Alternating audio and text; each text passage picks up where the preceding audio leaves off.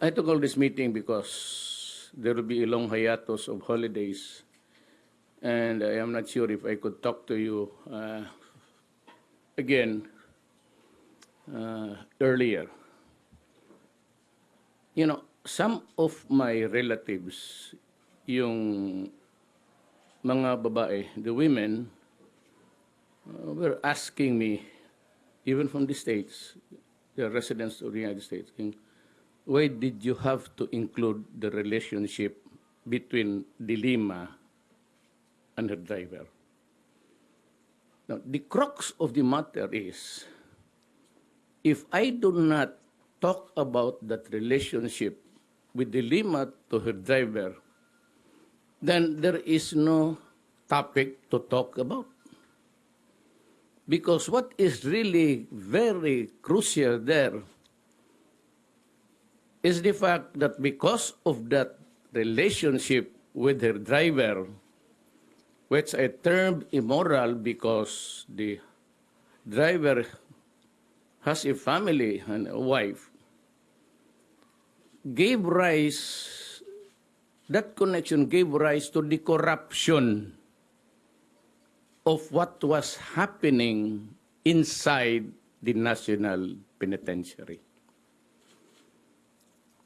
Kaya nga nagkaroon ng special privileges. Are you not surprised that during her term and for a longer period, when she became the Secretary of Justice, there were special privileges granted to almost all inmates. There were guns there inside. There were parties being held almost every night. There was a combo, a musical group. Liquors and alcoholic drinks flowed freely, and women went inside and out the prison. Now, if I do not mention the connect between the senator, who was then a Secretary of Justice, and a driver, how would you now explain?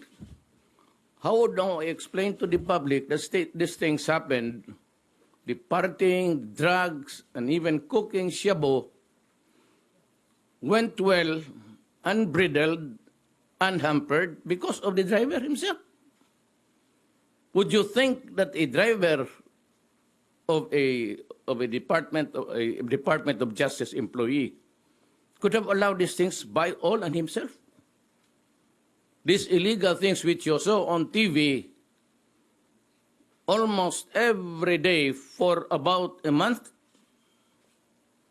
Do you think that without De Lima giving him the authority to allow the inmates to do that,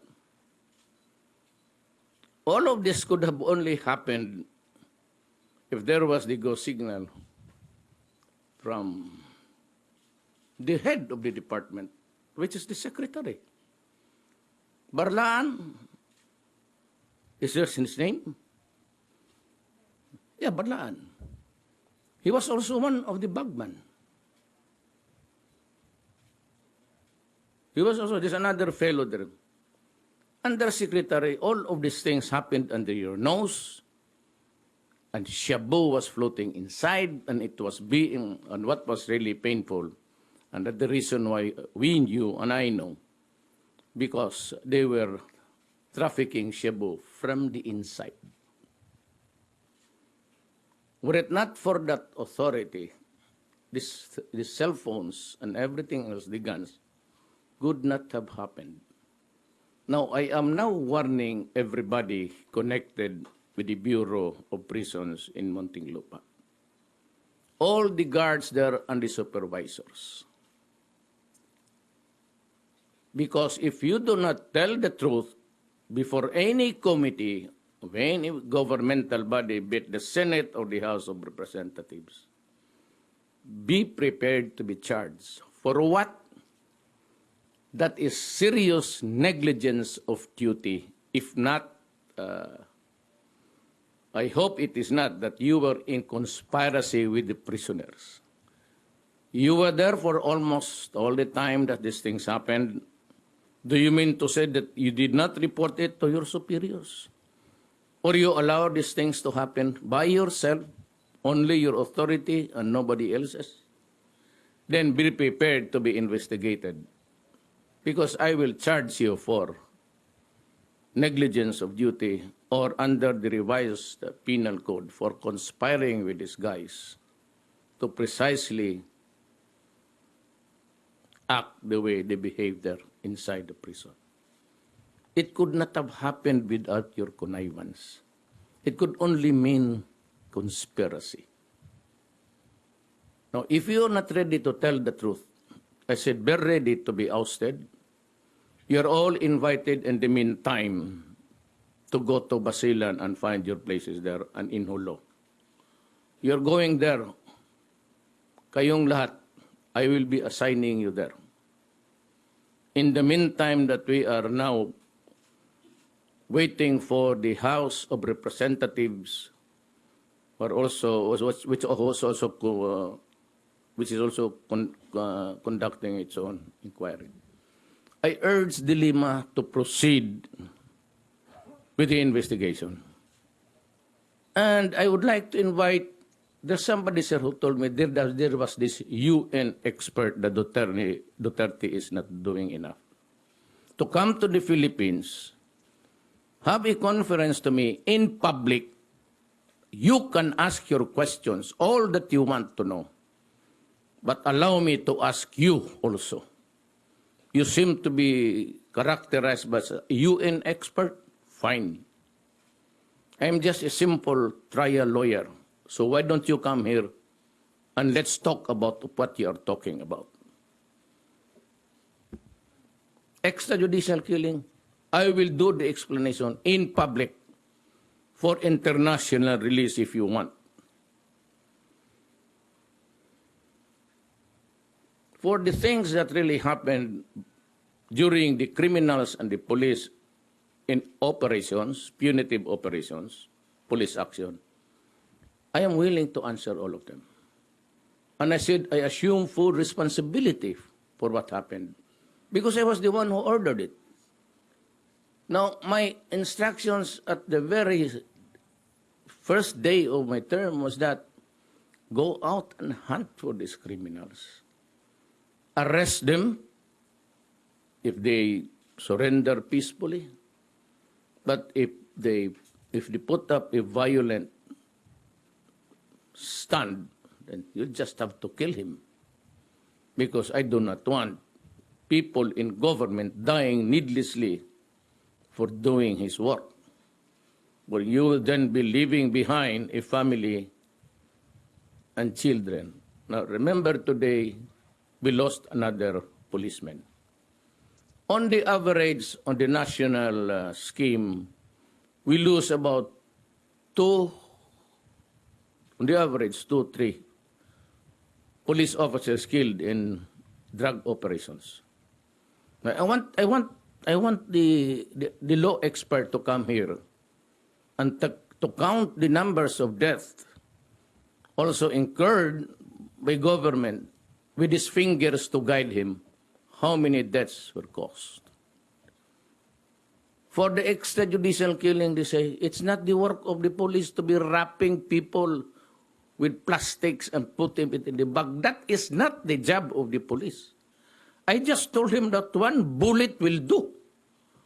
Why do you have to wrap it? Waste your time. That is not. But we know at the start what we planted the intrigues there. I am just as, well, not really. I've learned a lot during my prosecution days. We planted evidence. We arrested persons, but we released them. But telling him that it was this person who squealed on him. And then we, when he goes out about killing, then we said that it was this fellow who really did it, who did you in. We first planted the intrigues so that we would know where they were, from where they came from. It was not until I was the favorite whipping boy of De Lima. She was for the longest time chairman of the Commission on Appointments, Philippines Republic. She was yucking. She never proved anything. When she became Secretary of Justice, she was yucking, accusing me. But she never also initiated any complaint, any accusation anywhere. She just simply loved talking in front of cameras and microphones. Now, she's conducting an investigation against, in the matter of judicial killings. And then she had the gall again to mention my name, Mayor Duterte, that's what I call me. My appellation is really Mayor.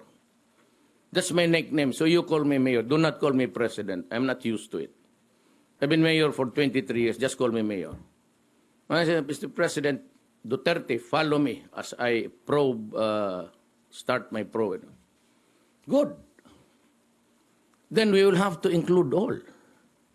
Your driver, all of the employees, Barlaan, and may I ask you, the name of the house in Pangasinan was named under the title was named in favor of under the sister of your driver. Where did she get the money? Tell me. Where did your driver get the money to build such a good house? Can you show me their income? What's their business? And what is the wealth of your driver? He was the only one residing there all the time. And you, Senator De Lima, went there so many times. First during the house blessings, and on weekends you were with your driver. And everybody knows. The Department of Justice employees know about it. When you were the secretary of, or the chairman of the commission appointments, everybody in that agency knew about it. As if you're the only one. You know, the reason why I called for this conference is just to disabuse the minds of the many women criticizing me. I said I have to mention the connect between De Lima's driver and her. Otherwise, I'd look stupid. Why would the inmates obey a driver on the mere approval of a driver? Para kang gago. So, that is one round. Wait until we present these guys. They can maybe deny it initially, but you know, there are a lot of ways of doing it. Allow me to ask you 7 questions, and I would get the truth from your mouth. I am not saying I'm the best, but the 10 years as a prosecutor was a learning process of arriving at truths. Now, the second round would be, I would be mentioning again the names of the police and most of the senior officials of the police, PNP, and some judges. But in between, far and wide in this controversy, I will now raise again the Napoles issue. There are a lot of billions and billions of pesos lost. You've been able just only to put several lawmakers there inside, but only because the charge is, the accusation is non-bailable. Otherwise, whether to tell, you have to reckon and telling whether they'd be eventually put in prison with finality or acquitted. In the meantime, just there in prison, and that is not enough vindication for the Filipino people. Let us revisit the Napoles case. I have some revealing things to tell you about it. You just wait. But I will, if that is the only thing that I'll have to do until the end of my term, I will do it. What I shall have done singular task of giving you the truth about our government. The reason why I was raising my fist, it was in defiance all the time I was campaigning because I was mad at government. People were being framed at the airports with bullets placed inside their bags, being arrested, investigated for no reason at all, except at the greed of those. I said, I've been, my mouth is, they say, lousy. But I would like to issue a warning that on Monday, I would declare all positions in the government that were presidential appointments. Or if you are there because of the presidential appointments, I will declare all your positions all throughout the country vacant. You know why? Until now, in my provincial visits, I still hear corruption being committed by people, especially in the regulatory agencies. I would like to point out one. The LFTRB,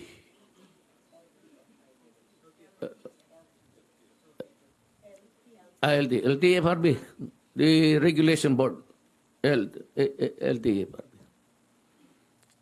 I forgot his name, but come to me and see me in Malacanang. The LTO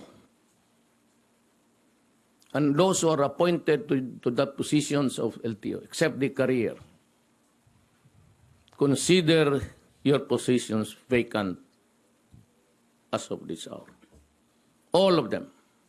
Lahat. It will number in thousands. Consider yourself in the crucible of the truth about corruption in this country. I hate it. I do not want to give the slightest headache to my fellow human being.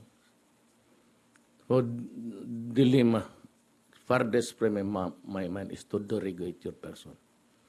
But I have to mention your relationship because it was your driver who was in contact with the rest of the guys there inside the prison.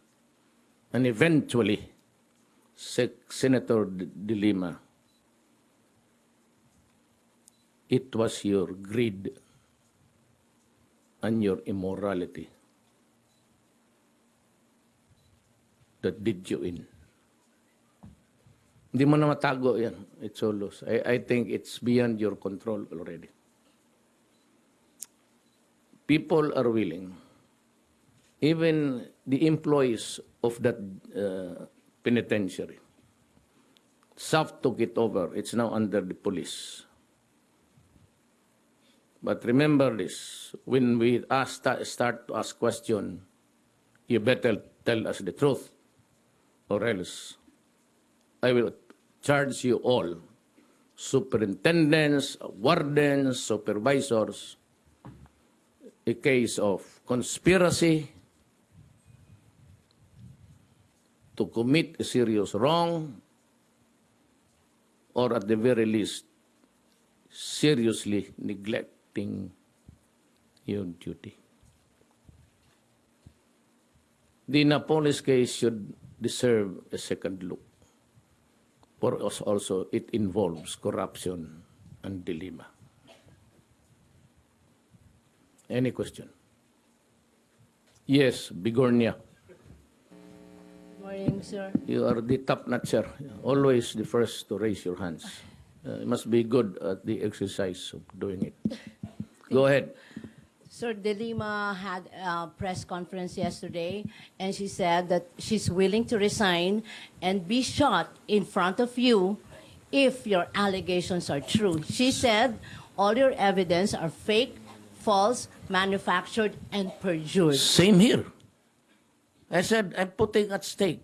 At the start of my term, I said, I'm willing to put at stake my honor, my life, and the presidency itself. Nauna na ako. I'd be willing to go. I said, go ahead, change me. I've been telling the congressman, if I'm lying, we had a conference there for some time. I said, you can impeach me. She is lying to her teeth because now that she is, you know, in all of her answers, she was only telling about drugs. Now she denied their links about drugs. But she never said true or false about the driver. And the driver is the connect. Lahat naman sa loob, sinasabi ang driver. Driver said, I have the permission of the top honcho.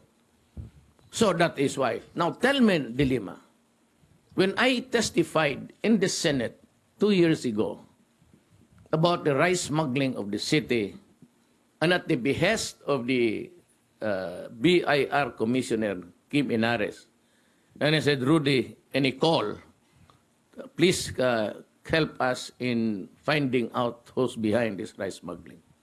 I did. I never went. I do not go to inside. They are being operated independently of the local governments. But I did my work, and it was not until all of the agencies never knew Bangayan, from the Philippine Ports Authority to the Philippine Maritime Police to the Coast Guard. Nobody knew the idiot until I went inside the intelligence community and asked for a picture. And I said, do not fuck with me. Give me the picture of this Bangayan. And that is why I exhibited. When Enrile said, do you know this Bangayan? Yes. Can you identify him? Yes, he's that idiot that. And when I said, what will you do if you find Bangayan doing smuggling in your city? And I answered, I'll shoot him. I'm dead serious.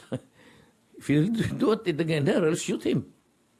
You steal 7 billion of the money of the people of the Republic of the Philippines, and you think you can be alive forever? I will take the cudgels. God, do not do it. I will never allow you to steal 7 billion of your taxes of the people. Sinabi ko. Then Jingo Estrada said, ano, sinabi niya? It was really in sarcasm. And I said, well, I'll give you an answer you want to hear. Patayin ko yan. I'll kill him. And so when we went outside the Senate halls at the termination of the hearing, De Lima, whenever she is faces with the microphone on TV cameras, she changes the aura. Nag-iiba yung anyo. She becomes combative, and he said Duterte should be punished for Duterte should be sued for making a threat against the life of a resource person there. Forgetting, even as he's a lawyer, forgetting that nobody but nobody can question my behavior inside a Senate during a hearing. For it is only the Senate who can question me of what I do, of what I did, of what I'll be doing, because that is an affront of the Senate itself as a collegial body, not an outsider, even if you are the Secretary of Justice. De Lima, I thought, was bright because she's a Secretary of Justice. But I realized that, I said, her aura changes from a Jekyll and Hyde thing. Forgetting the fundamentals of law. And out of respect, because you are now suggesting to the Senate to punish me. That is one implication. Second is implication, she cannot do it because she is not a member of the Senate. so she cannot sue me. That shows that how bright De Lima is. Okay. Follow Sige po. And again, I left unanswered. I made that gamble when I was, and I said to the congressman, impeach me if I'm wrong, impeach me if I'm lying. But De Lima has to face this answer. She can remain the senator of the Republic of the Philippines, but she has to explain why she is not answering now. Her relationship with the driver, because that driver was the one who worked it out inside the penitentiary to allow these prisoners to have all of these privileges. Cooking shabu, opening the gates for female guests to come in. There was a partying, there was a raid, there were guns, and at one time, the guards could only enter upon the permission given by the inmates. That's why I said, send the combat troops. And if they go around rioting, shoot them all. I'd save money feeding criminals in this country. I'd rather give it to the poor and the hungry. Yes, ma'am. Follow Follow-up up. question po. Sir, follow up. Mayor. Yeah.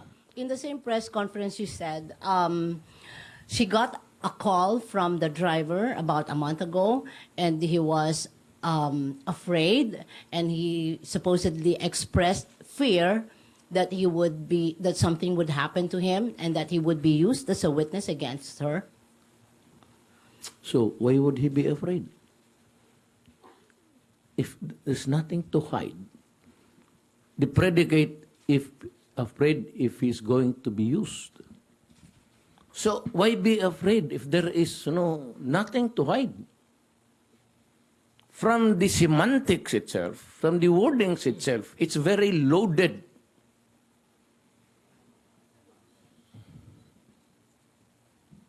Very loaded. You can really catch the... Why would she say that?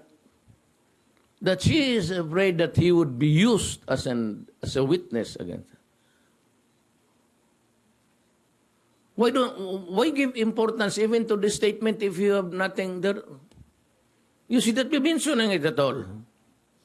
I would just say, I've never authorized you. I never gave you any authority over that. But what would you say about being afraid of being used as a witness?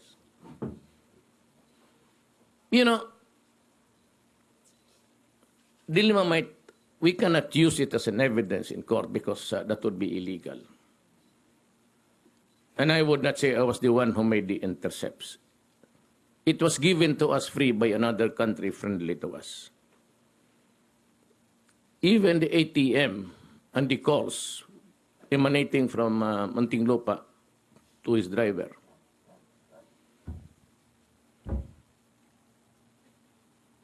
And I told Dilima, I was listening to you. And if she would face me, kaming dalawa lang, the two of us, and I would tell her. Explain to me your immorality and explain to me your connection with the drug people. And why is it that during the birthday of one high-profile inmate, you went ahead inside with your driver and celebrating with the rest of the inmates a party inside the prison? She cannot deny it because there are pictures taken at that time. But she never, for a moment, even to just deny it. So what's it? You confirm one if it is true, and you confirm another if it is true and make it false. I have no quarrel with you. It was you who started this Rocos many years ago. You made yourself popular at my expense. So now that you are at the receiving end of all of this, you should not be heard complaining because there are serious matters already arrayed against you. Wait until we revisit the Napoles case, Secretary or Senator De Lima. And I assure you, you will be horrified.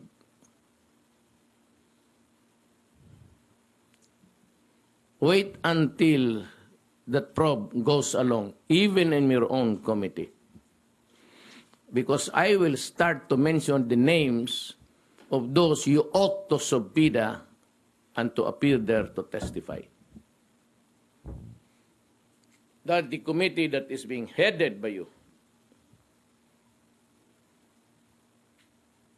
And of course, there's another parallel hearing being conducted at the lower house. You are in a bind. Please think it over, seriously. Do not open your mouth unnecessarily. Because by the words that you have framed, it's already defensive. That she is afraid, or he's afraid that he would be used as a state witness against you. So, why would you be afraid?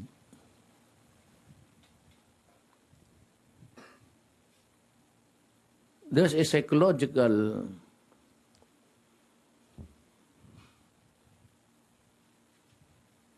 it's just like saying, I am afraid that I'll be forced to tell the truth. Although forced, but still the truth. That's a problem. You know, because if I'm called, I'll be forced. Of course, it's forced. The subpoena is a force. You do not obey it, you're cited in contempt. And the other word is, I'll be forced to tell the truth. What gives? Okay. Any question? Edith Regalado from the Philippine Star. Good morning po, sir. Why don't you take a seat and... What, sir? Hindi, mainit pa siya. Go out a lot. It's my Man, comfort. I am comfortable answering you sitting down. Ayan. You don't have to stand up. Kasi tumatayo ako, sir. Ayan, Sir, dinilagay na. Be careful, there's a chair behind you. yeah. Sir, that's my seat also. Sir, question lang po. At the start of your administration, you were saying something about giving informers or whoever the bounty of 5 million, 3 million down to 50,000 from big drug lords. So whatever happened to that bounty offer, sir? Tapos na. You've given some people? Tapos Because you're the ones answering, you're the ones announcing, tapos na. Tapos na. Ibig sabihin, ibigay na. Ano ba naman? Okay. Sir, next question. In this whole with the Lima, I wonder what end do you foresee in this whole thing? What would be the end? You know, I was really appalled. I was horrified. I was the favorite weeping boy as the #1 violator of human rights because of the so many criminals killed. And that matter was investigated by the UN. I don't know for the nth time again, and a rapporteur came here. So I told him, it is true that there are people killed in police operations. And for that, I assume full responsibility. Because I'm the head. Now, for those who are really killed in the drug war, in the rivalry to take up a prominent place somewhere there and there, do not include it. Especially about people being thrown inside a sack or a guy being wrapped with plastics. Why would we do that? What's the point of wasting our efforts? When a criminal is a criminal, and if he happens really to fight with the law, pag sabihin nila, then why is it that they always lose the gunfight? You know, my police department is not stupid. When the police go out or goes out to hunt, to apprehend those selling shabu every night. Invariably, they are already paranoid because a constant use of shabu for 6 months, almost every day, would shrink the brain of a person. And I've told you, and many of you media men were there, almost on time to observe that they really are paranoid, sick with paranoia, and they are always armed. And even if you have a relative or a whatever, a friend who got hooked into drugs, they would, you yourself would tell you that they are always somebody is following me, that my wife is cheating me. Always. And these are a standard behavior. And they would go for it. So the police goes there out. They are 2 or 3. And of course, when you make a hostile gesture or you pull a gun, you're always killed. Because the people approaching you there are ready for a gunfight and we have the backup. I do not allow my police to go there alone. So today, of last count, the other day I lost 2 soldiers who were assisting the police. This time it is a police, day after. We lose about 2 policemen a day in connection with the drug campaign. So I would like to bring in that law expert, somebody, the crawler of the ABS-7 says that law expert, Duterte is not doing enough. I would invite her to come in and to hold his finger and begin to count the figures. And I would ask him, compare it to the previous administration. Same deaths, but these were the innocent children being killed, raped, victims of holdups and everything. This time, almost with the same number, but it is the criminals who are dying. You can hardly hear now of a student waylaid or a hold-up victim in the bus. And I would warn the criminals, do not do it. You will die. If you put up a good fight, these policemen are practiced to kill people if they have to. Because they are policemen. They are trained to shoot. Now, if you are just an ordinary, paranoid drug addict, it's better you'd be safe. That is the sad story. The Human Rights Commission, I don't know why, but they would insist in counting the dead criminals and never make a comparison of the dead victims, innocent people, law-abiding people being killed in the streets at the same time last year. So come here. You are complaining that there is no process. Okay, you guys, you're law expert of the United Nations. Come here. Come here and face me and make the accusations. And I will show you the statistics and I will hold your finger and teach you how to count. And if you cannot do that, be prepared to answer for my questions. And it will really be a sad story for both of us. You do not publish there with the NGOs about killing. You are publishing the side of the criminal. How about now publishing the side of government protecting people or preventing the killing of people, innocent victims? My job, ladies and gentlemen, and of the United Nations, my job as president is to protect the innocent, law-abiding citizens. I was never tasked by any law to protect the life of criminals. Why? 15 million plus or 16 million plus voted for me. I was given the biggest margin between me and my next opponent. I got 6 million margin. So why am I talking this way? It's the 15 million people talking to you. For after all, during the campaign, all I said was, I have a very limited issue, program of government. Even during the debates, 3 debates all across the country, I said, I'll take care of graft and corruption, criminality and drugs. They gave me 15 million. At what margin? 6 million. So that I said, I will put at stake. It's so humbling that I said, I will serve you.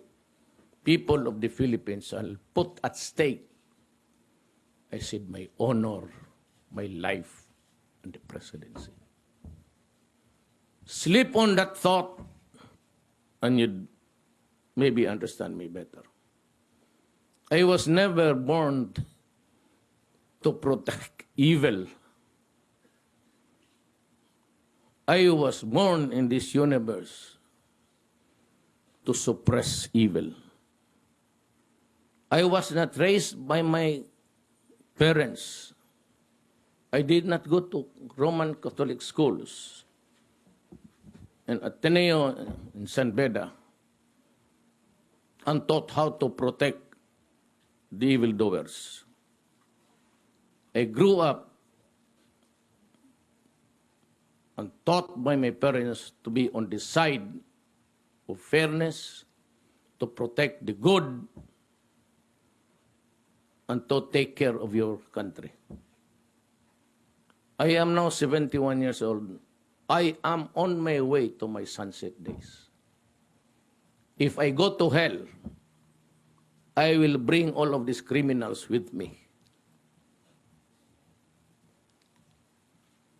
Just like what, may I repeat, it is a very, when I was a student of law, I copied this and wrote it just in first cover, then there's a clean page there.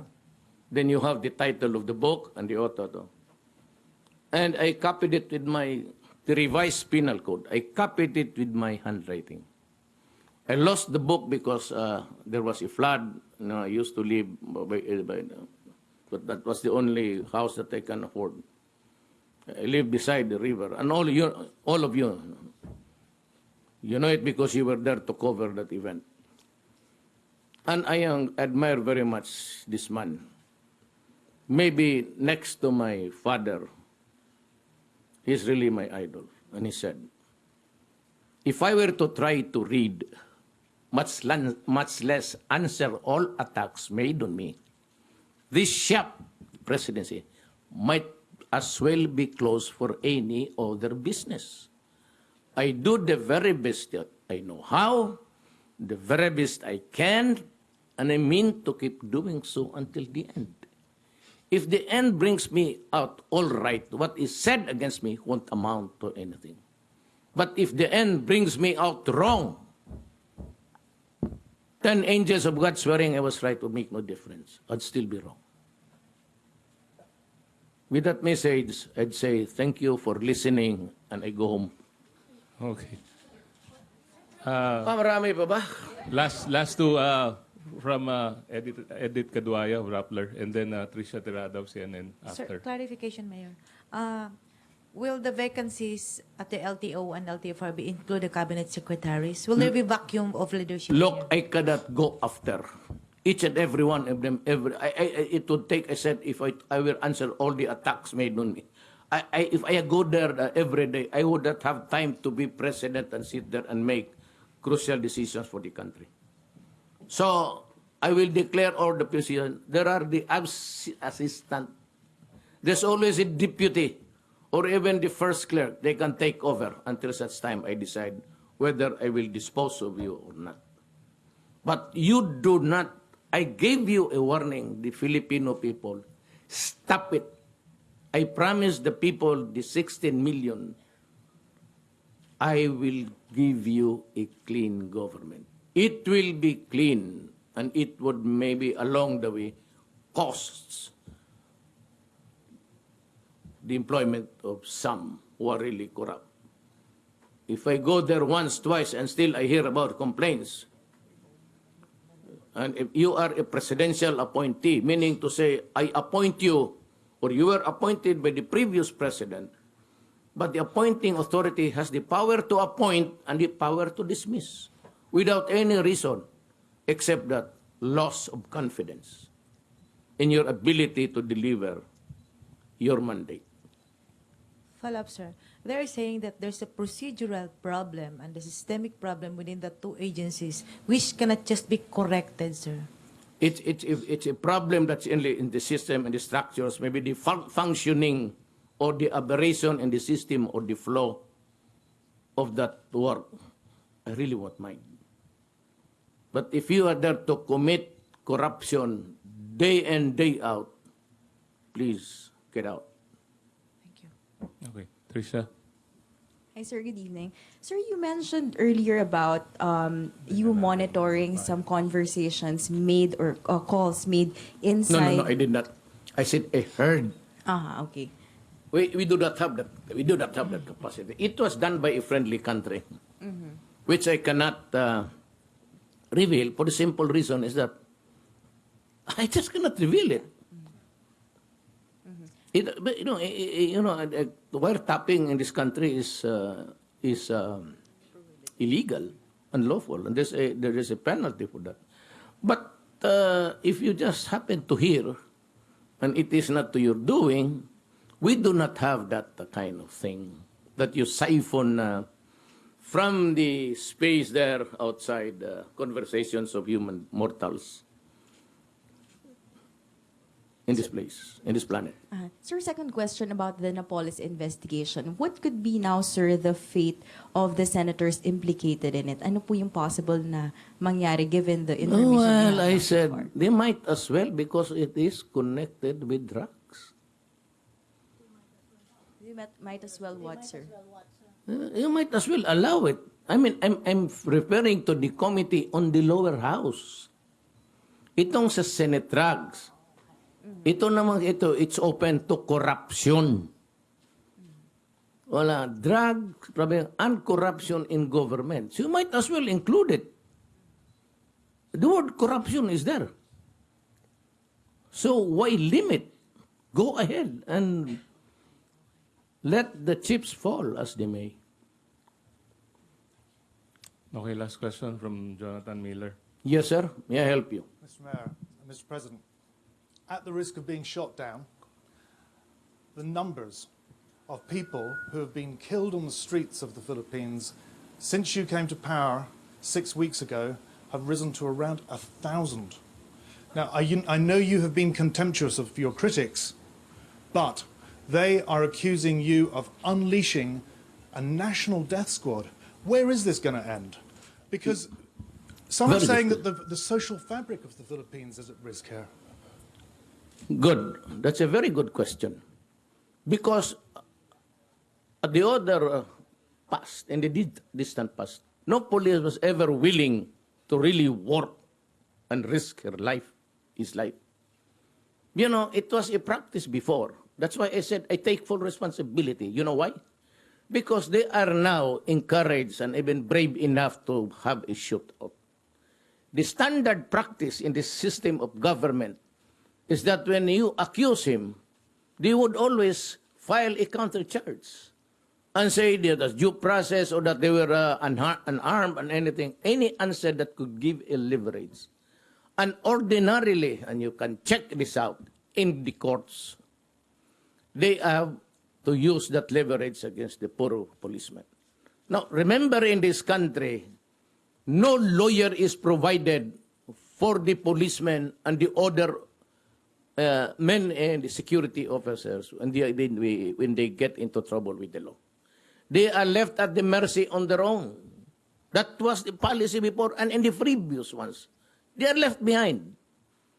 So when I was mayor, I told them, go ahead, do your duty. But if you feel that you're in carrying out your duty, you will get killed My God, shoot him first. And they were protected here, and there were cases filed, and I provided the lawyer. And for the time that they are suspended, that is why they are afraid. They face charges in court, then at the same time, when they are accused, they lose the job because they are suspended. And for the time that they are suspended, and the hearing of cases can take you to eternity, as low as it can ever be, the family is not without food. But with respect, sir, you as a lawyer know Yes. better than any of us how important this principle of innocent until proved Well, guilty is. Look, Padilla said 2 years ago, there are 3 million addicts in this country. That was the last figure. Nobody cared to find out. Now it's my time. So, 2 years ago, between 2 years ago and now, how many do you think were hooked into drugs? Let us give it incremental increase of about, just be liberal about 700,000. So 3,700,000. And the confirmed 600,000 now was surrendered and took the test for drug addiction. How do you call it? Just a problem? Is just a police problem? Or is it really a crisis for this country? It's not even epidemic, my friend. It is pandemic. So what am I supposed to do as a president? Empower the military and the police, for after all, they are there to protect the integrity and preserve the people of the Philippines. At the risk of gun law, sir. It can happen. It happens in America. They're shooting the blacks there. It shows on TV. It shows on TV. What's the difference between America and the Philippines? Nothing. So what is surprising here is surprising to us. We say policemen, they're shooting a black guy there. How many times had it happened in the past? That's why you have the violent demonstration. So, would it surprise you and me? Almost the same. 1 case only, 3 cases here. So what? It involves the same principle. Say, for every 1 black there dead, you have about 5 here. And so, does it make this world more livable because there is less killing? When you shoot a black there dead, what is that? Is that not appalling? When you bomb Syria and Iraq, and you kill communities, and you kill children and old people and hospital, what is it? And why is it that United States is not doing anything? I do not read anybody in that stupid body complaining about the stench there of that. Look at the iconic boy that was taken out from the rubble. And he was made to sit in the ambulance, and we saw it. So what's the difference?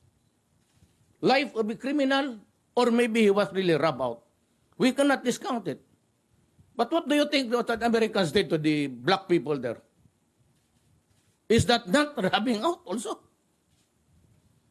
I say, well, it was just one community there, one state of America. Well, but you have there about 10. So what's the difference? Are we here for the counting or the basic principles of human rights? Almost the same. Okay. Thank you, sir. Sir, last question from Doris, daw. Sir, yung balik tayo kay De Lima, yung sa sinabi niya, meron na po ba kayong mga nakalinya o meron na kayong kinakausap na mga to strengthen your case against her, na mga preso o warden who would testify against De Lima? And are you or are your agencies making efforts to track down the driver and to get him as a witness? No, I will not do that. She knows where lover is, so leave her at that. What we have is the intercept, but the intercepts cannot be used in evidence. That's illegal. Meaning to say, you can do the intercept, but it cannot be allowed in evidence in court. But in this, the recto law here says that you cannot even try it. but that was the time when we were using landlines. It's now free. It's a free enterprise now with the advent of digital age. You can siphon any of the conversation. China is doing it. America is doing it. Great Britain is doing it. Everybody is doing it with the power to listen. They have the machines. There's a law. You cannot prevent them. But then, you cannot use it in court because it would not be acceptable. So if I just listen and say to you, and say I cannot reveal it, you must remember that I signed an executive order without waiting for Congress, the right to information.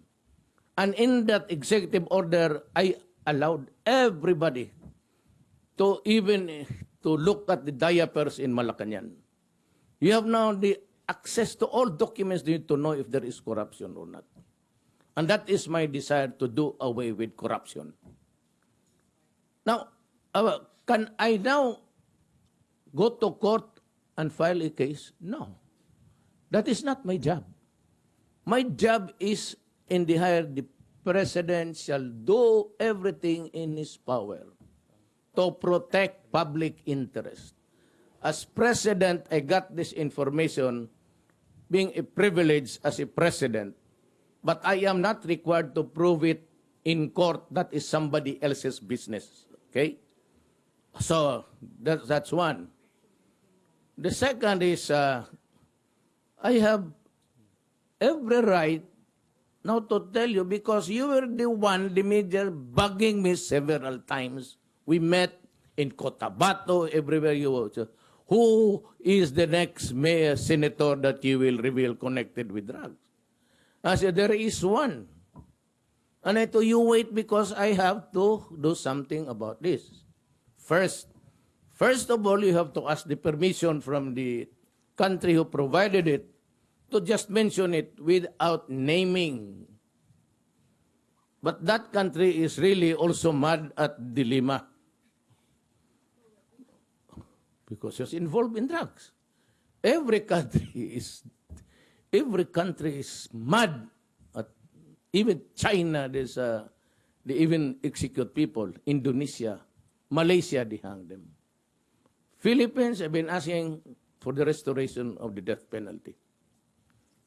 So, if I were a soldier, I'll give you a classic case. I am a soldier. I'm assigned at Holo, Basilan, fighting the Abu Sayyaf. I work very hard for this country. Then my salary is given to my wife. She sets up the house, send the school children. While I am fighting to preserve democracy in this country, he knows now, suddenly, that his daughter got raped. That his daughter got killed because of the drugs. Tell me now, because this is really what happened. If I were the lawyer, if I were the soldier, if I go back to see the child raped, my daughter raped, dead, stiff, dead, inside the coffin. And they said that he was raped by those people. What do you think I will do? I will ask the President permission. Mr. President, I have to kill these people. So why is it widespread? You know, when generals are involved already, when everybody, almost all of the policemen and in Region 4, there are 400 all in all, 100 in the same town. 600, 100 only in one town. How do you cope up? Policemen into drugs. And so that is why you see many policemen are also killed in police operations. Because he does not surround himself unless he's a drug lord. So, policemen are there. The Middle East guys. 3 million of our fellow human beings, the Filipinos, One father is working in Qatar, the other is working in Saudi Arabia. They work their ass to death to send money, only to discover during one of the rare visits that they are allowed to realize that the son is already hooked in Shabu and is longer placing. Does the lives of 10 criminals really matter to me? If I am the one facing the grief, would 100 lives of this idiot would mean anything to me? I was a prosecutor once. But if somebody raped my daughter because he was hooked into drugs and killed my daughter, my God, I will kill you. Let it be known to everybody. Sir. You despoil the body of my child. Then you expect me just to kill 3 because there are 100. Okay, I'll just kill 3. Because that would be a fair exchange of lives here. Can you measure an anger? If I were a policeman, you killed my son. If I were a soldier, you killed my wife and family, you'd wipe them out.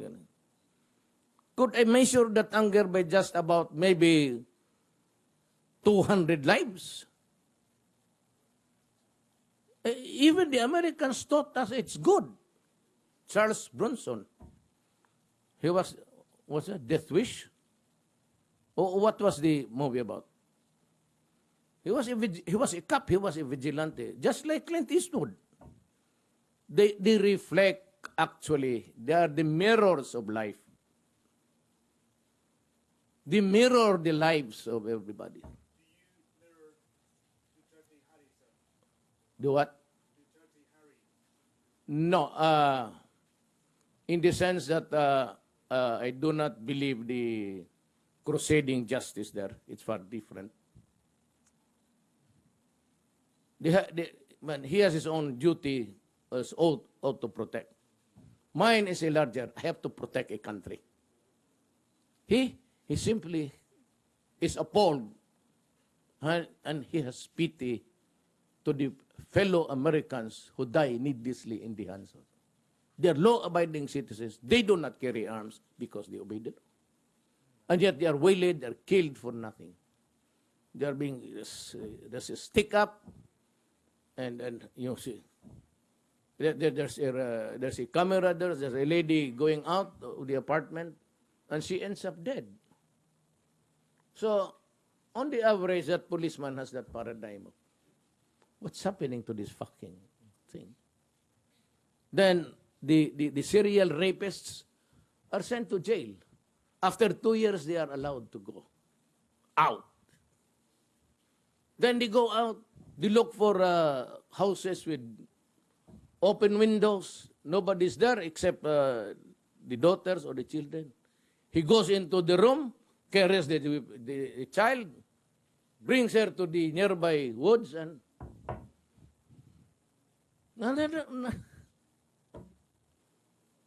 what is true there is true here. The mirror of life is portrayed before us. That's what I'm saying. If it's a sense of my character, no. It is not an original trait. I have my faith to follow. I've been telling everybody, you cannot build a nation over the bones of your citizens. But with the crisis of 3 million, plus the 500 that are now addicted, what kind of mirror do you want to portray your anguish and anger? Let us be clear on that. But you may think, so what are you? My friend, I am a human being. I know how to get angry. I should know how I would get soft. I know how to pity. And I know how to have a rage in me. How do I react? Well, it all depends. If it's my daughter, I'll kill you. If just an ordinary citizen, I'm privileged because what? Because my children and I we are protected by the Presidential Security Command. Even my children are protected. But I wish I could go around just like other times when I was mayor. Everybody here, I drive a taxi. And I wait for the hold-upper to really do the hold-up to me. Why? Because if I kill him, then there's one less kidnapper or hold-upper in the city. I used to go around because I was really hunting for them. But I do not go out just because of killing people. About lives, my God. Syria, 6 years hence, suffered bombings and everything, and yet you hear this UN expert that Duterte is not doing enough. No, I'll ask you, when is enough enough? For a problem with 3 million addicts, and in our control and our custody, 600,000. What am I supposed to? Do I have the money? You know, these guys, they ask, like the United Nations, why are there no, what are you doing this? You know, the Philippines does not have that money, just like the United States and the EU. I came midstream. Remember that mid-year, the money was already gone.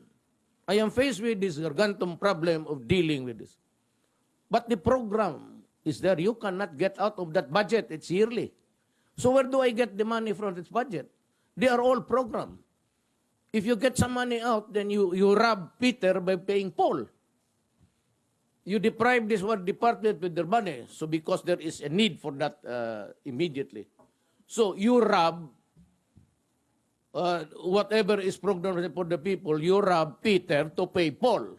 For you to build. Even in matter of space, I have ordered the military to provide the space because there is really no space. If you just put it at 100,000 per region, there are 13, 14 regions here, including the arm. Place it at 1,000 in one region, 100,000. Where do I get the money to buy the beds, blankets, pillows, water, building, doctors, medicines, and nurses? It's not that easy. And you worry about the lives of 600, 500. You must remember that those who are already in Shabu for almost 1 year, they are dead. They are the living, walking dead. They are of no use to society anymore. And yet we have to sequester them. We have to feed them because they're human beings. And we need money. And where do we get the money? We collect taxes to support government. The taxes that we collected were programmed already for the previous year to run this government. I entered the presidency halfway. So the taxes are programmed here. I cannot collect taxes and spend it. This is a democracy. Judiciary, legislative, presidency, all co-equal. I have to get the authority from Congress. There is no such thing as a supplemental budget in the national. No such thing as then you have to wait. Maybe you borrow. But then again, if you borrow, you need Congress. That's how it is complicated in a democracy. It's not because you are the president, you can order this immediately, stop it. How about the persons who have an axe to grind? 600. How many parents and persons and sisters and brothers are hell mad at them? Then you presume that what's the order of the police because you want to catch them all. And you think it's only the police who are interested. Of course the police is interested to apprehend you. And maybe they would really enjoy you if you put up a good fight. Because the police there will not go alone. When they go there around to ask to arrest these people, they are already positioned. So when this guy, a poor guy, with this idiotic mind would pull out a gun, he's dead. And that is why I said, Why is it that in every apprehension, no police? God, I said we are losing. I just lost one police today. Maybe another statistic. Tomorrow, I would be able to gauge. With the CAFGO, the paramilitary units got killed in confrontation with drugs. It is flooding the country. With the help of the PNP guys, the generals, it has spread to every nook and corner of my country. As a matter of fact, under other countries with this kind of pandemic, they would have declared martial law. That's why Thaksin, the premier of Thailand, in one day he killed 3,000, piled them up in the truck alive, until they all suffocated. The ones on the middle died because of suffocation, because they were placed there and were told to lie down so that they would not be able to jump out. But I see no outrage. Well, 3-4 days, maybe BBC, CNN, but after that, all is forgotten. Here, there was this child. In my city, I was still mayor. There was a reunion party in the family. The elder sister was carrying the newly born child. Here comes the brother, without them knowing what was happening to this. Said, oh, let me carry my new niece. In the merrymaking, he disappeared. Then there was a frantic search. 100 away sa riverbank, it was in Mandu. The riverbank, they found the child, 18 months old, with their abdominal cavity wide open. So, death of this child, 200 criminals, or at least those who fought against the police. Is there any rhyme or reason to say, how about the lives keep on piling? How about the child? You know, I am forced to not really, I'm just saying that you forget the law. Forget the United Nations. Forget your outrage. It is misplaced. Now I tell you now, by what right do you have in this universe to cook shabu, feed it to my children, and destroy their lives forever? I spent money, time. Here in the Philippines, the police is eternally tied to the 5-6. It is 20% per week. That is the tragedy of it all. So, I borrow money. Every enrollment time, I go to the GSIS, and it does not come because of the efficiency of this. I am also warning everybody. And I said, all those appointed, including the heads of financial institutions, consider yourself resigned. Now, you go to this GSIS, you apply for a salary loan during enrollment time. It's either no money or it is not acted upon for 3 months. Long after enrollment or classes had already started. You know that. Some of you are, we are not the sons and daughters of well-connected and had money. My mother was a teacher. She used to borrow money. The application, sometimes let alone not acted or comes late. So we are forced to go to these Indian moneylenders at serious late. So I said, here is an 18-year-old child, precious human being, have not sinned because she's an infant, have not done anything, any wrongdoing at all, and she's dead. And you say that the policeman has so far of what, 400, and you grieve. Here in Syria, it's bombing there everywhere, child and everything, dying.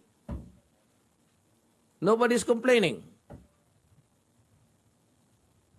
It was not only after the child was placed inside the ambulance. And that picture became iconic because it was really the result of a ruthless ruler. If you were, if you're the president, then you go about declaring martial law and killing political enemies, then I would be satisfied, really happy to be answering your question. What did I do for this country? I released all the political prisoners. In other countries, they are slaughtered. We are promoting peace. We are thanking Oslo for the good offices that they are providing. I am talking to the MI. I'm talking to the MN. But I've ordered our police to crush my order against Abu Sayyaf. If you want to know, destroy them. So when you are a soldier, when you ask me questions, why did you order to destroy them? And I would say to you, never mind, I will not answer you. I will not destroy your innocence in this world. Answer the question yourself. You carry on your business, slaughtering people in front of the public. What do you deserve? By what right do you have to cook shabu? There are laws. Why don't you just follow the law? You violate the law. You distribute your product.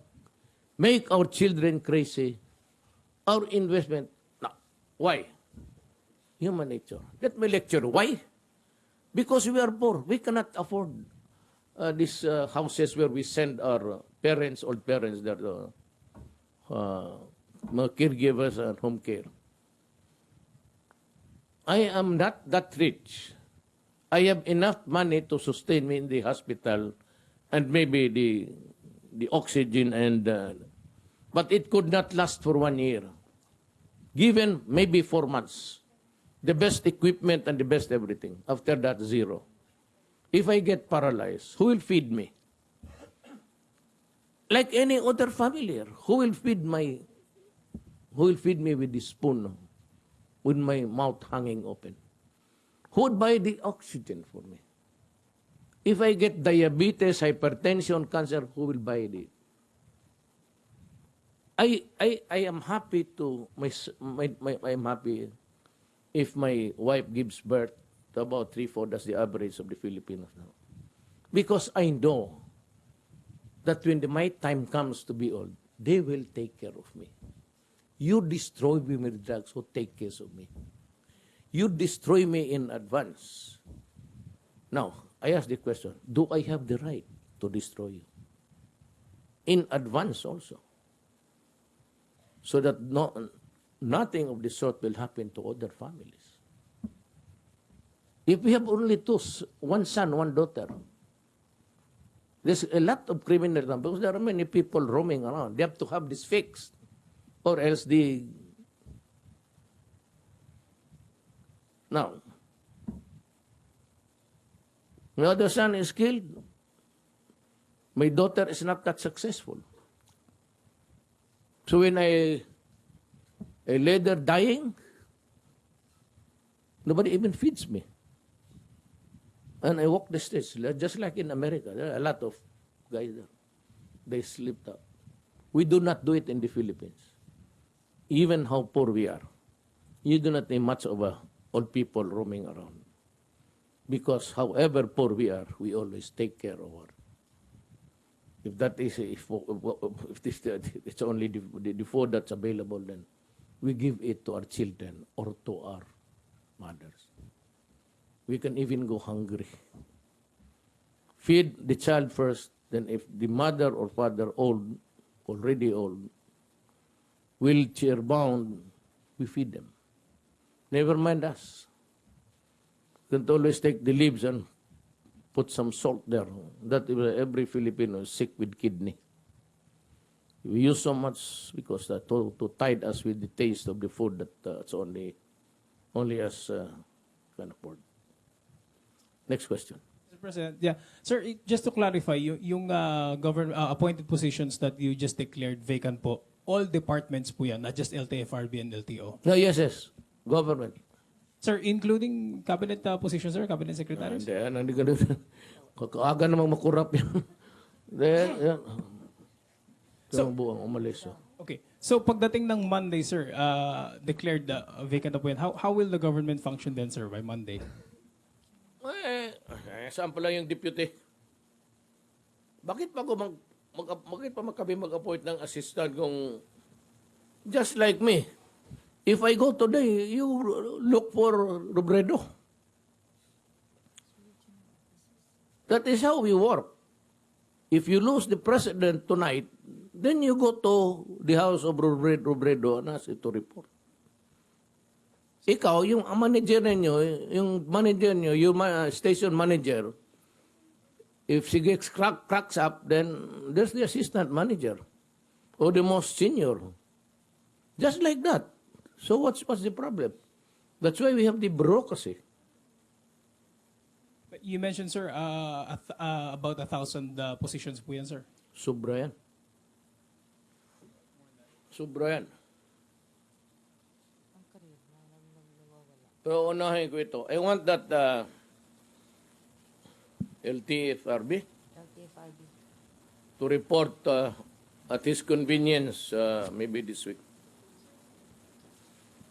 Sir, what if you'll find out that those who are in career positions, sir, are causing this problem, sir? Will you allow them to be transferred? If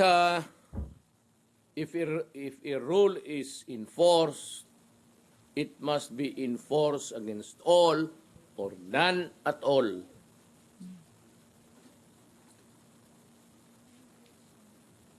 In GSIS, sir, you haven't appointed a GSIS manager yet. How will this affect the situation, sir? Well, I'm waiting. I'm really in no hurry. Next line na sila. Andito ako sa undersecretaries. There's always one appointed every day. Di man ako nagmamadali. Okay. Ayan, Melihol. There are departments and agencies na hindi ko pinalitan. Simply because the performance is at par with the rest of the best of the employees there. Ayan, Melihol. Sir, another issue. 12 midnight, ceasefire with Communist Revolutionary Forces took effect. When will it start? Tonight? Kaganing. 12 midnight. No. You know, I motu proprio, I declared the ceasefire first, but I lifted it because I thought that there was no way we can, because despite of my declaration, some soldiers were waylaid and some died. So I must confess that I was disgusted, so I lifted it. Now that they are imposing the ceasefire, I will have to ask the military, are you safe around already? I will have to ask them because they are the ones dying for us. We cannot just go out without consulting. I lifted it, but they knew that it was coming. I mean, they knew that I was thinking about, because I wanted to show my good faith. That was all there is to it. I wanted to show good faith and declared a ceasefire. But somehow, along the way, soldiers were being killed in ambuscades everywhere. And so I got fed up. And I said, you guys, if you're not willing even to just avoid each other, what I would have wanted them was really just to avoid each other so that there will be no violence. Problem is, I said, soldiers were killed along the way, and I said, no.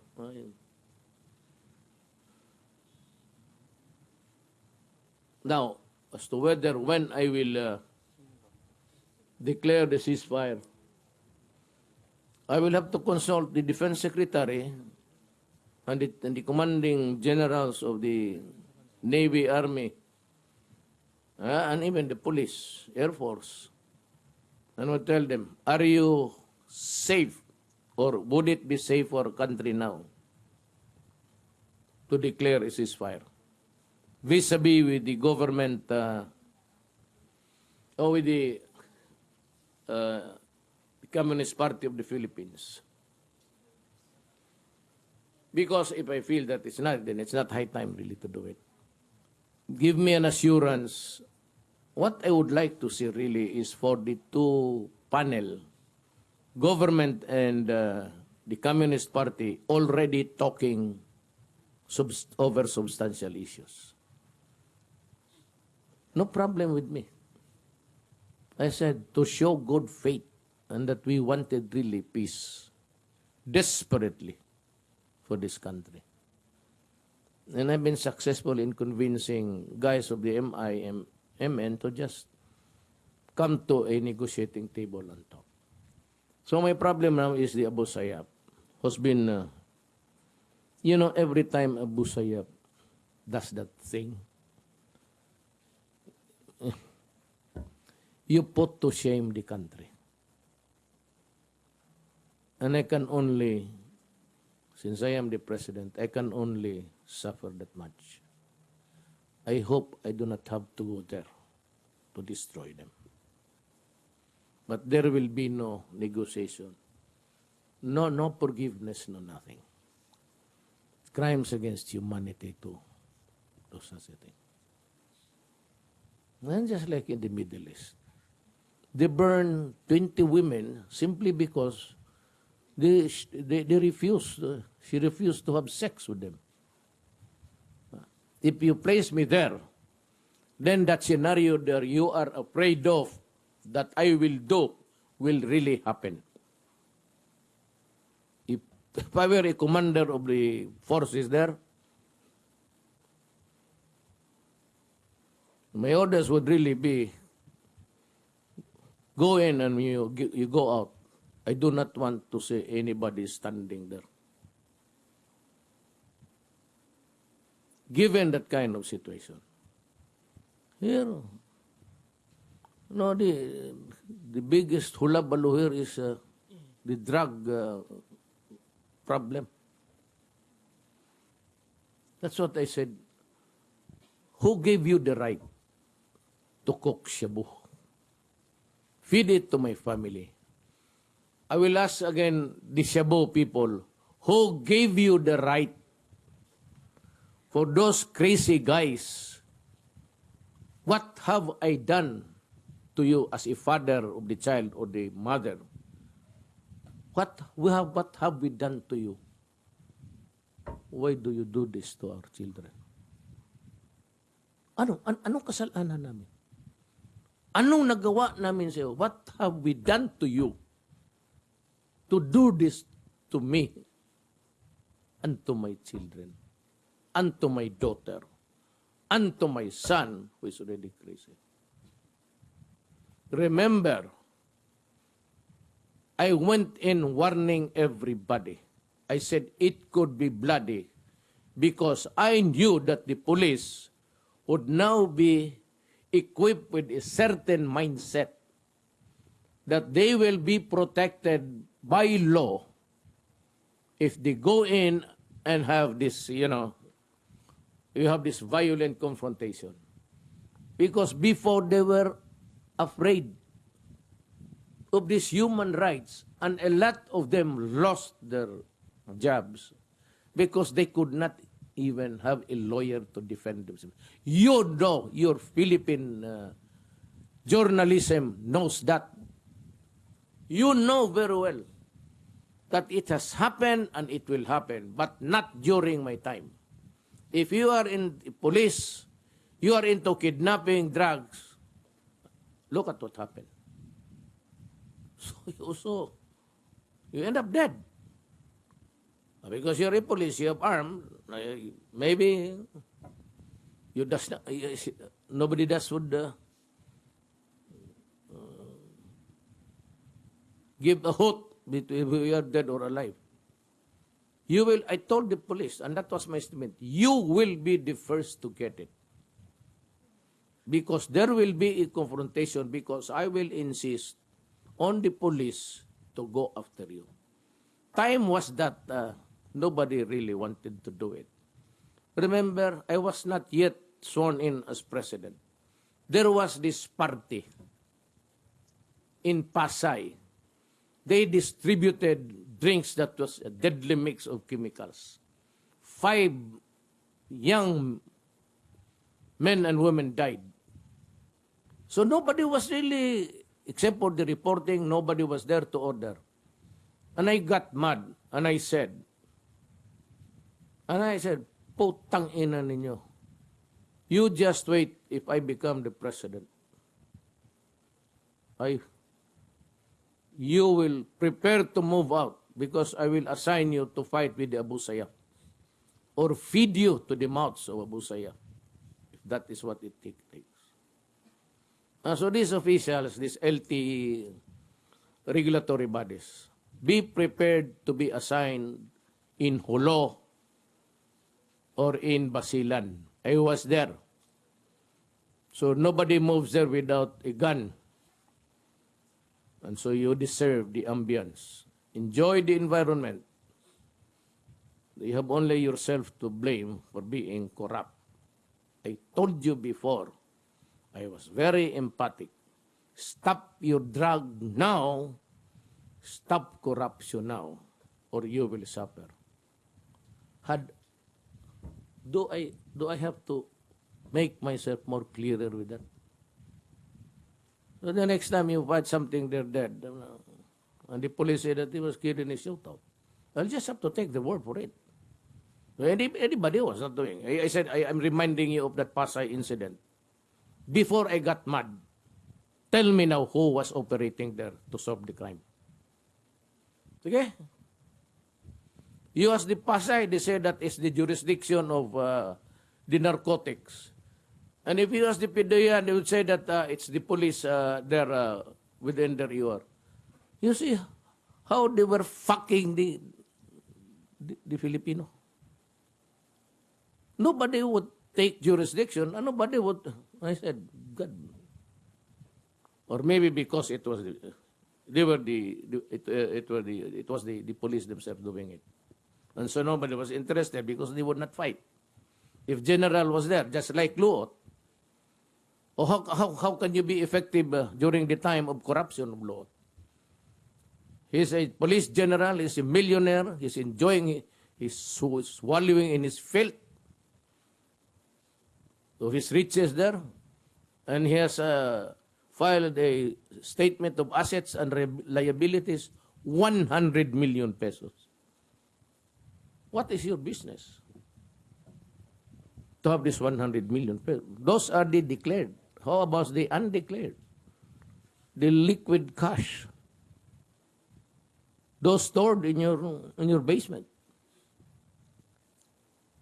So, what's the use of the police? Because the police were not there. And Lord said, anybody in my region conducting a police punitive operation regarding drugs must report to me first. So when the police went there inside the warehouse, nobody was there. There were the residue of the taken from the drums of the precursors of Cebu.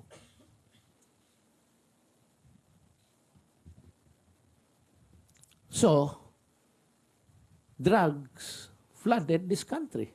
And that is why we have 3 million. And that is why we have now in custody 600 million and still wondering what to do about it.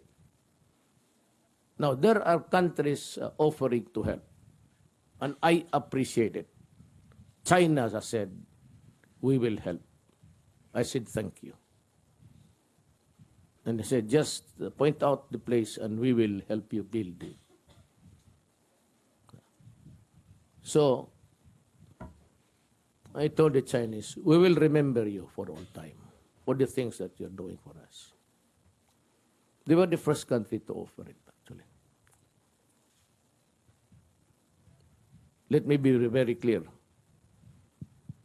They offered only the materials that we will use.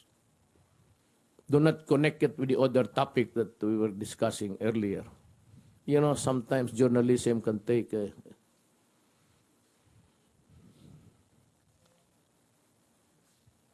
Mayor, I would just like to go back to the ceasefire topic. it's a long way again, going back. So we travel again.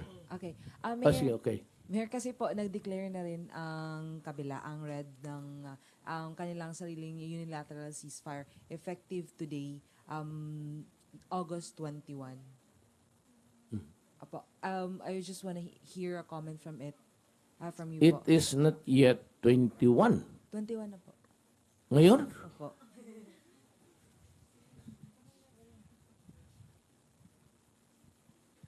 Your watch is maybe made in... No, China is good. You know, maybe made somewhere in, let's put it, Africa. They have not yet mastered the art of time making. Well, I said I was the first to show good faith. I would insist that it was my only intention there.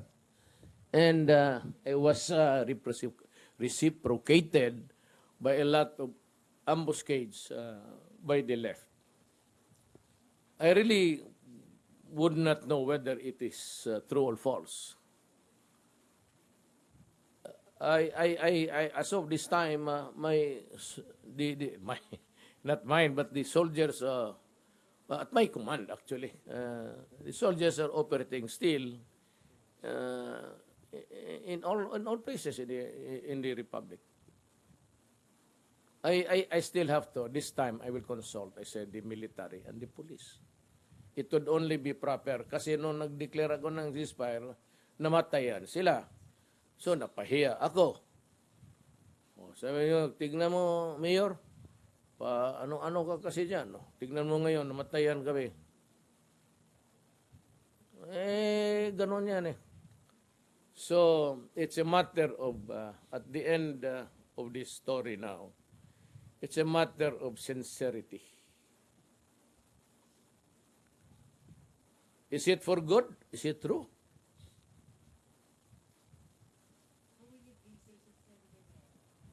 What? Well, I said I have to see the two groups talking together in a table, facing each other, talking about some substantive issues. One that would promote rather than divide this country. I am willing to walk the extra mile. Just to, even if it's the only one that I would be able siguro to, I would be happy to retire. I will retire. I said, go ahead. I'm urging everybody, go ahead with the federal seat. I told the congressman there, madalian ninyo. Go ahead and, I have a 6-year term granted by the Constitution. But if you can arrive at a consensus and give us a setup within 3 years of federalism, then you have to elect a president, of which I would be disqualified under that term. I would give way. No need to give me a transition period. After 3 years, I would be happy to retire. I said, I'm here to offer my honor, my life, and the presidency itself. Marami na ngayon ang ibig na Mike, please.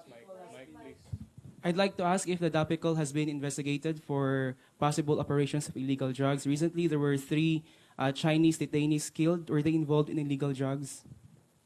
So I do not know. I do not even know report that there are Chinese killed. Okay, sir. Has there been any investigation, sir? Of course, where is it? There's only, when a person dies or persons die, there has to be an investigation somewhere. Where is that? Yung ano? What about the possible illegal drugs operations within the Dapical, sir? There is no drugs there. Penal colony. Munting lupa lang yun. Okay, sir. Baka ako nag-riot siguro. Walang ano dyan. Wala sa penal colony. Malayo yan. Walang operation sa drugs. Well, operation but not emanating from there. One thing is sure. I can tell you now, there is no shabu being cooked in the penal colony. Sir, Davao, ha?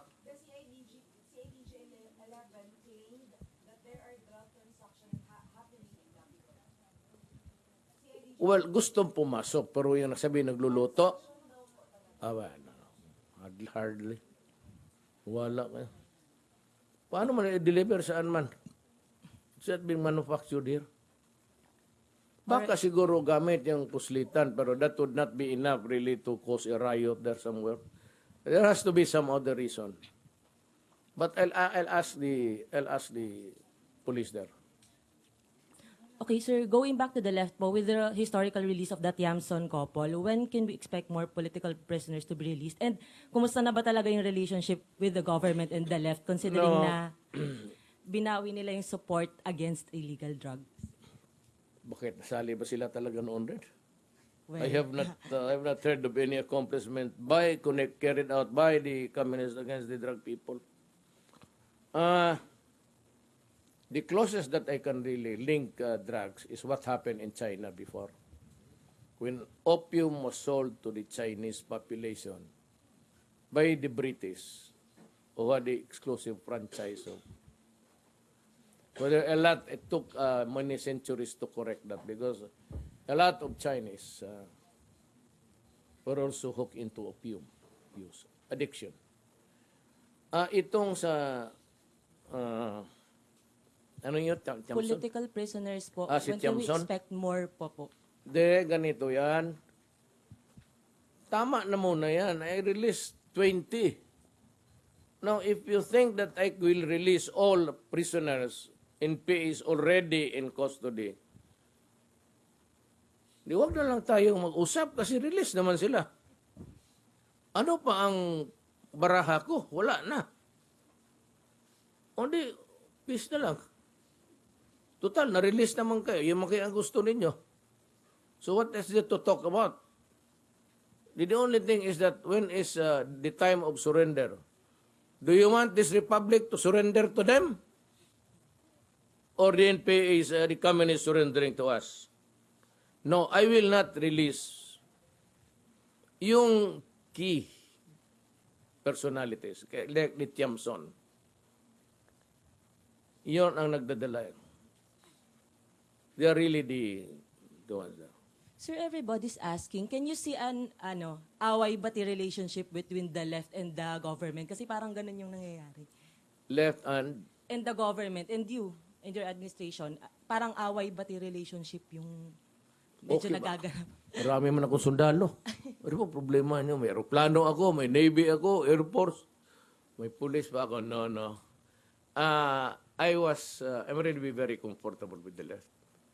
And are you here in Davao or Manila? I'm from PTV po. I'm Lala Babylonia from PTV. I replaced the other.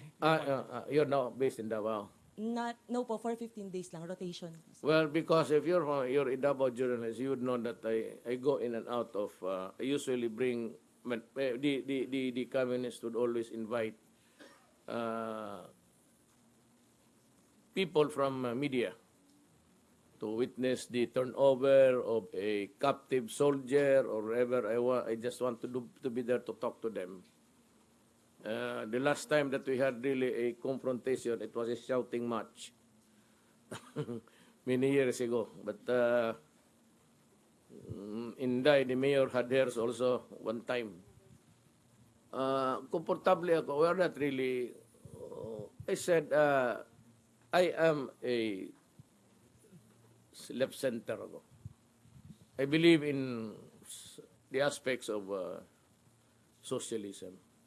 The problem with this NPA, they are socialists by spirit.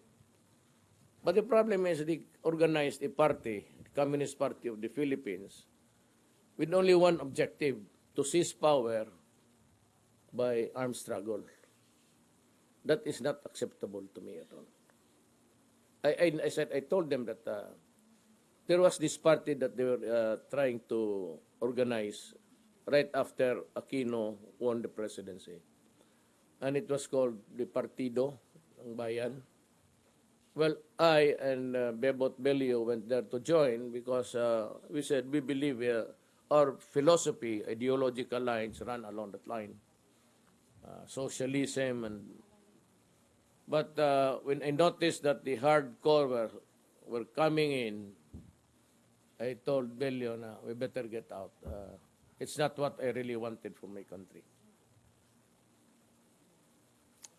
So, hindi talaga ako pwede dyan sa ano. But we are comfortable with each other because when we talk, we share the same passion. Land reform, lifting the, contractualization, all of these things. It's despicable to me to be changing. Sabi niya, the only justification is, marami itong trabaho because another set of, wag na lang kasi I do not want to, stupid theory.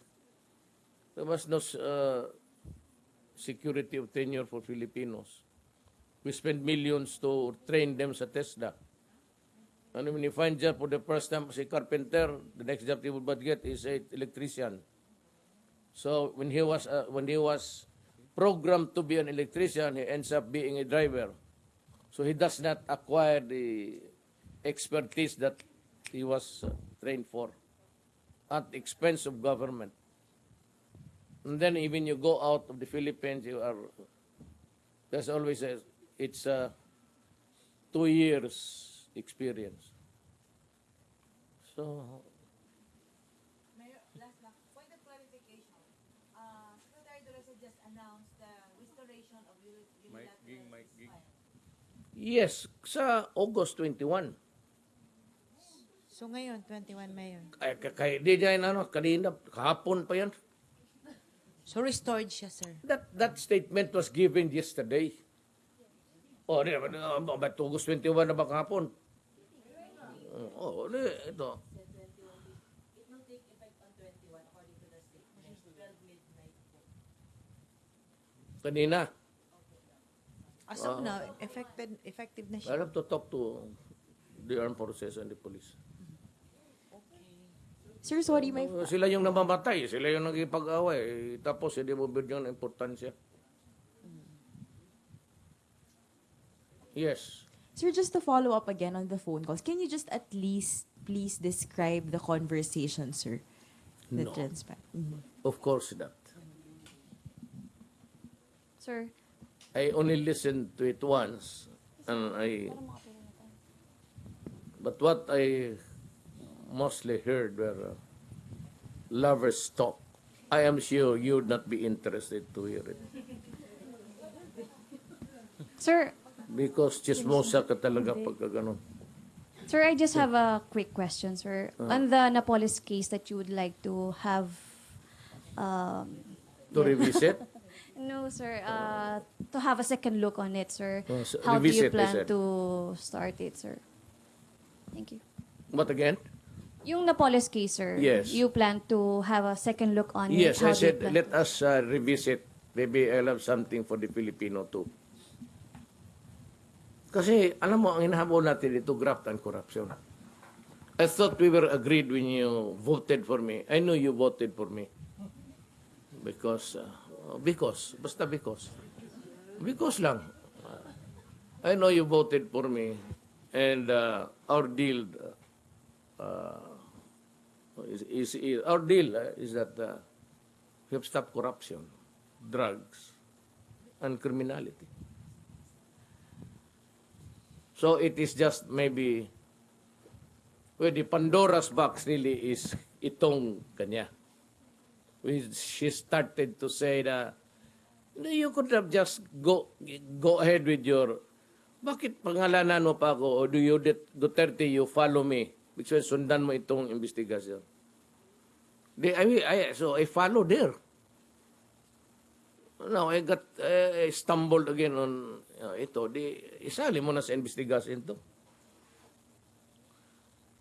Because it was when Muntinlupa was opened that drugs came and out of the National Penitentiary. Whether it was made clear by the driver to Amo, but if that money was passing hands, masyadong bubo ka naman, di ba? Saan mo galing itong pera to? Parang, sige lang, basta wala akong alam dyan. Ganun yan. That's the usual. Bahala na yun, basta ako walang alam. So, itong driver sabihin niya that I'm afraid that I will be called to testify. Bakit ka mag-afraid? Afraid to just tell the truth? Or maybe afraid to just tell a lie? Which is which? Sabihin niya totoo, magkabulgara niya. Sabihin niya yung pasinungaling, pag mahuli siya, he goes to jail again. So ano ang takot niya? Afraid to tell the truth?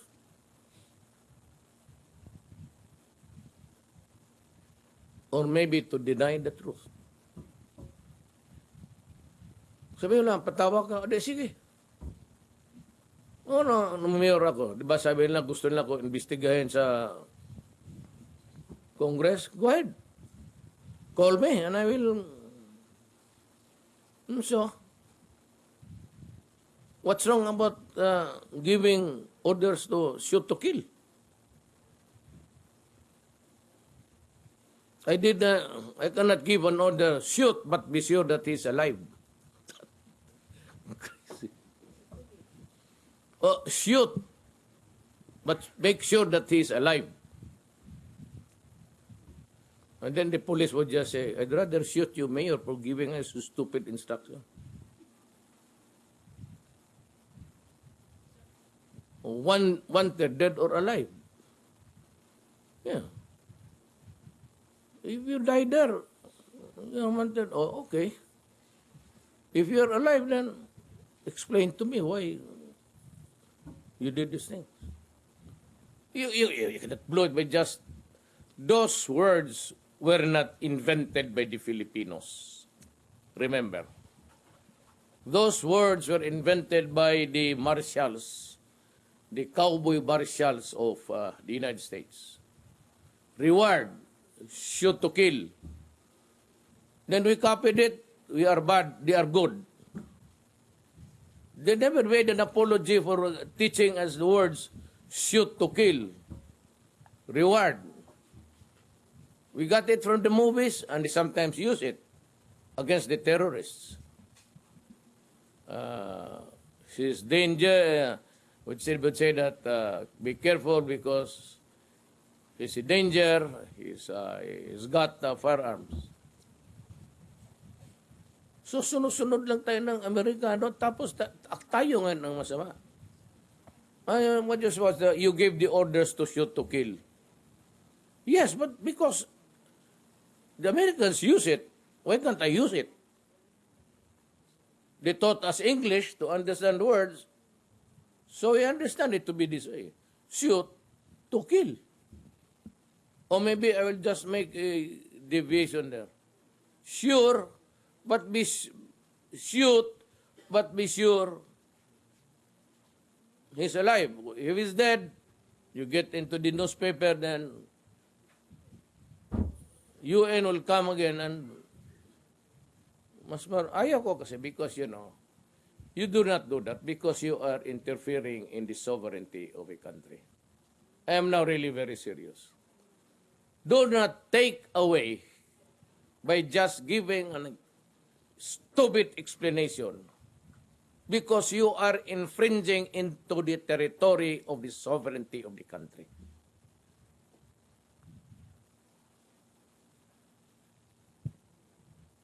What would it be to you if I go to the UN and start lecturing to the employees there? You should do this, you should not do that. And I say, hey guy, this is the UN. This is the United Nations. And so, are you really united? United Nations. When was a United Nation ever really united? They could not control America, they could not control Russia, they could not control the bombings, they could not even plan of how. The problem with this UN is they send UN troops to protect the population. So the war goes out of control. So there's a little fighting, they started, and then the contending parties come in and fight a real war, slaughtering people, and they are not able to stop it. So the United Nations starts a war, but does not know how to end it. That's the problem. Alam nila kung paano mag-umpisa ng gera. Hindi naman nila alam kung paano tapusin.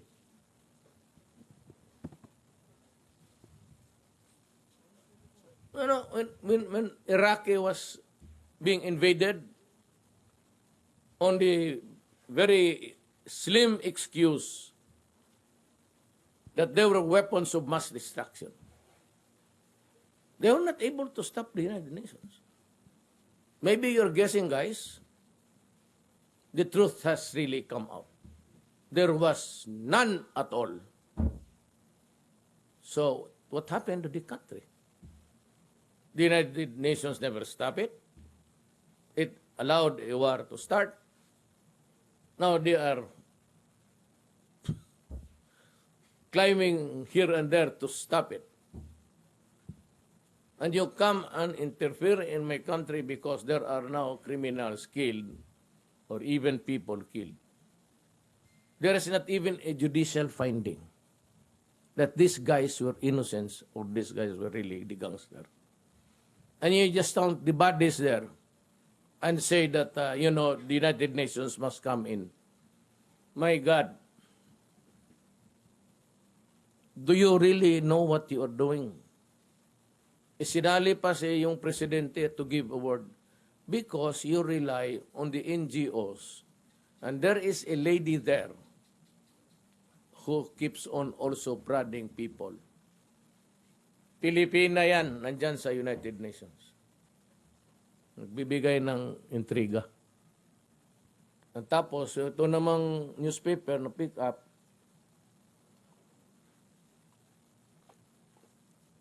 how many people were killed by that 600 or 3 million drug addicts? Do you have the count? We have. How many? More than the criminals that are killed today. And who are these victims? Wives, workers, students. And yet you only know how to count correctly when you are counting the carcass of these dead criminals. Cannot even a kind language or sentence of those who have died in the wake of a drug problem as serious as the Philippines. So the next time you issue it, I do not want to insult you. But maybe we'll just have to decide to separate from the United Nations. Kung ganun kayo kabastos, putang ina, umalis na kami dyan sa inyo.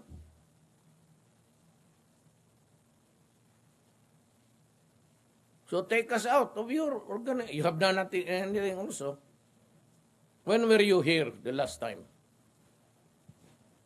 Never. Except to criticize. You done food world? Where? Where's the food? There's the world, but there is no food. World Hunger Organization maybe. When have you done a good deed to my country? you are contributing money. So I said, you remember. Okay, we go out. And I would invite everybody. I would invite maybe China, the African. They have not been able to stop it. And all of the Middle East. Why don't we just form another organization? Why do you have to listen to this stupid threatening me with what? You want me to go to prison? I said, there are three stakes there. My honor, my life, and the presidency. Do not shit with me. Automatic agad ang redact ko. You're seriously contemplating on separating from the UN, considering that you said US, yes, because we have never been a member. UN, sir, UN po. UN. The joke is on you. You have to refund me with the so many contributions that you have made all these years. So, ulit ninyo yung contribution namin. We would go out. We contribute a certain amount to the maintenance of the UN, right?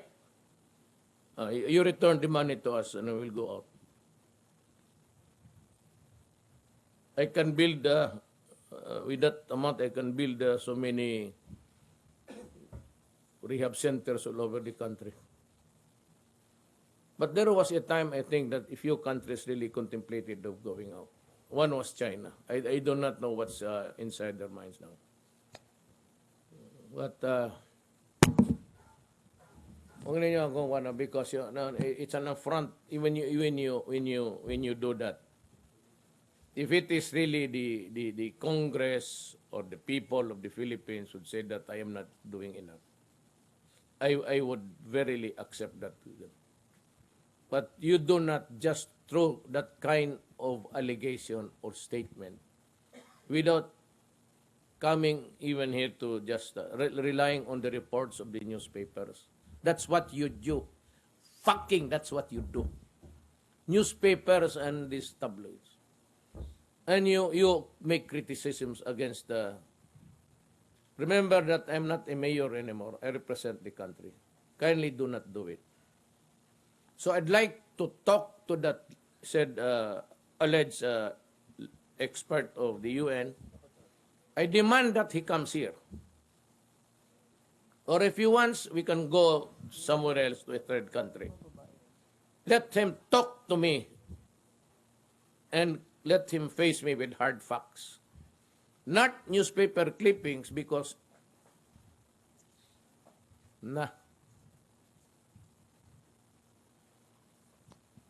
unless it is edible,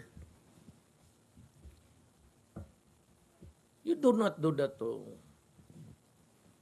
just go around insulting people. You know, United Nations, if you can say one bad thing about me, I can give you 10. But I tell you, you are an inutile. Because if you are really true to your mandate, you could have stopped all these wars and killing. 500,000 already killed. But the goal to call by attention, nagpapadala ka dyan sa mga NGO, mga newspaper clippings and critical. All you do is to read editorials. What have you done for the world, Mr. United Nations? At yung tao na yung expert ninyo, let me, you know, if he comes here, you tell him straight. Mayor Duterte would ask only 5 questions to prove that you're stupid. Only 5 questions. He will just ask you to answer 5 questions. And he will prove to the world that you are a very stupid expert. As if I did. You know, you must remember, baka akala nito, I took AB Foreign Service. Check it out with Lyceum. Political science, then I add another one. Because I had an accident, so motors accident, one of the many. So na-late ako ng isang semester. So may extra time I took Foreign Service. consular practice and procedure, geopolitics, world trade, international trade.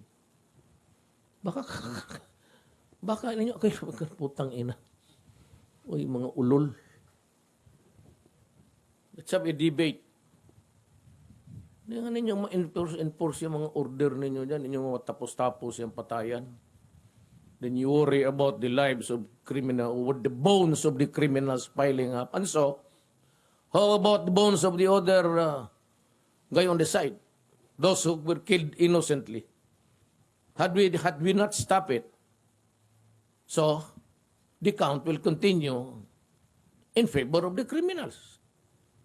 Just imagine kung hindi, had I not been elected president. And the top narco general was the military aide of a presidential candidate. What would have happened to this country? Gentlemen and ladies, it's 3 o'clock in the morning. And if somebody knows the song, All That I Ask of You, it's 3 in the morning. Sir, bambula lang, sir. Sir. Please let me go home. Sir, hindi kayo magkaroon ng serious repercussions po yung statements na binigay nyo about UN just now, sir. What is repercussions? I don't give a shit to them. They are the ones interfering. You know what? They should have started it with the protocol. No, they would have said somebody to talk to me.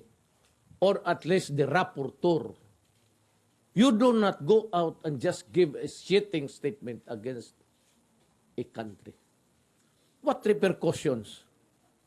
You have fallen short of the protocol needed for respect. And you want me to respect you. You must be a shit. Dapat ganun, presidente na ginaganon mo. Huwag mo munang ipadala dyan. Do not criticize immediately. Itong si Yutat naman, how do you pronounce the word? He should have written me a letter. Addressed to the Foreign Service. Mr. President, can we have your... My performance as a mayor has nothing to do with it. These are recent events. Ang bastos hindi ako. They should suffer the repercussions. You have not followed the basic rudiments of courtesy and protocol. Kayo yung bugok, hindi ako. I studied my laws very well. Look at my records, look at the subjects that I... Consular practice and procedure, international law, international trade, and everything. Baka akala ninyo gago ako. At least, bagay, hindi kasing gago mo. Tell them natin. You observe protocol because if you do that directly, you are addressing yourself to me. Remember that I do not like to say it because I want to be called mayor still. I am a president of a sovereign country. Sabihin niyo na, mayroon ba silang representative dito? Tell them straight. Bastos ka.